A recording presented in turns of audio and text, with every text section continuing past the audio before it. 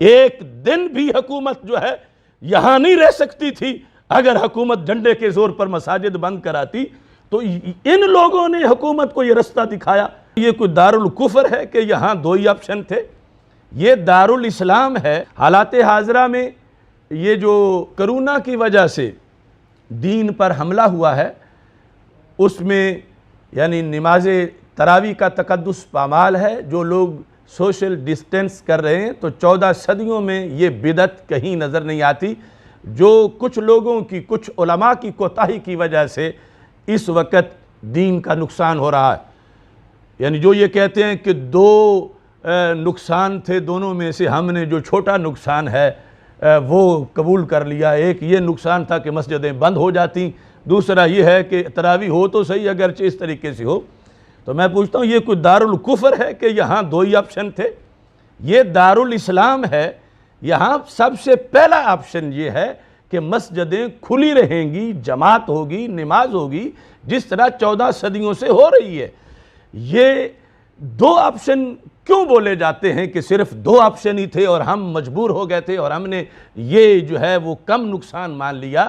یہ 20 لاکھ شہیدوں کے خون پہ بننے والی سلطنت ہے جو نظریہ اسلام پہ بنی ہے۔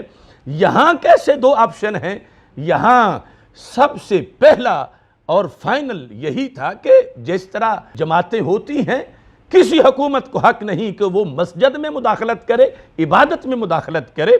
اور حکومت تو اب وہ کہتی ہے علماء نے فتویٰ دے دیا ہے تو ہم نے ایسا کیا۔ وہ تو سارا علماء کے اوپر بوجھ ڈال رہے ہیں، ہم نے ویسے نہیں کرنا تھا، انہوں نے ہمیں یہ طریقہ بتایا کہ ایسے کرنا چاہیے۔ اور علماء کہتے ہیں ہم نے جو اقل غلطی تھی، چھوٹا نقصان، وہ قبول کر لیا۔ تو یہ اس صدی کی وہ لغزش ہے جو ان تمام علماء کو، جنہوں نے حکومت کے ساتھ مل کر معاہدے کر کے کروڑوں لوگوں کی نمازیں خراب کی ہیں، انہیں قیامت کے دن بھی جواب دینا پڑے گا۔ چھوٹے چھوٹے محلوں میں، مساجد میں جا کر پولیس والے مساجد میں نمازیوں پر جا کر تشدد کر رہے ہیں، نمازیں کے لحاظ سے دخل اندازی کر رہے ہیں، اور یعنی جیسے کوئی بیت المقدس میں مسلمانوں کی جماعت پر یہودی آ کے حملہ کر دیں۔ اس طرح کے مناظر اس سلطنت کے اندر، جیسے مقبوضہ وادی کشمیر کے اندر لوگوں کو نمازوں سے روکا جاتا ہے۔ یہ صورتحال اگر یہ علماء اس طرح کا فتویٰ نہ دیتے، معاہدہ نہ کرتے، تو کیا مجال تھی حکومت کی کہ وہ مساجد بند کر کے دکھاتی؟ یہ سعودی عرب نہیں ہے، یہ پاکستان ہے۔ سعودی عرب کا نعرہ نہیں کہ سعودی عرب کا مطلب کیا؟ لا الہ الا اللہ۔ پاکستان کا نعرہ ہے، پاکستان کا مطلب کیا؟ لا الہ الا اللہ محمد الرسول اللہ۔ ایک دن بھی حکومت جو ہے یہاں نہیں رہ سکتی تھی اگر حکومت ڈنڈے کے زور پر مساجد بند کراتی۔